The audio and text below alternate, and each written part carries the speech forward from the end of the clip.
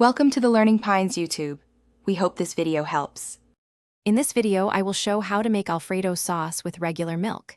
Heat 2 tablespoon butter in a pan, add 2 tablespoon flour and whisk into a roux. Slowly pour in 2 cups milk while whisking to avoid lumps. Stir until sauce thickens, then add 1 cup grated Parmesan and melt gently. Finish with salt, black pepper, and a pinch of nutmeg, then serve over pasta. For best results, whisk continuously and add milk slowly to the roux to prevent lumps. Keep the heat low to medium so the milk does not scald or separate. If sauce seems thin, simmer gently until it coats the back of a spoon, or whisk in a bit more grated Parmesan to thicken and enrich the flavor while keeping the texture smooth and velvety.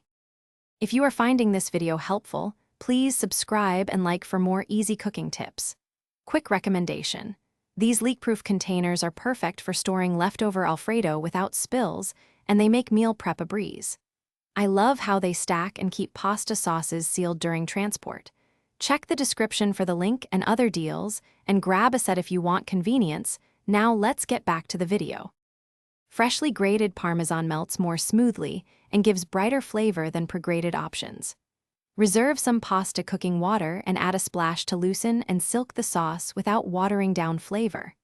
For a fresh finish, stir in chopped parsley or a little lemon zest just before serving to lift the richness and make the sauce taste lighter and more balanced.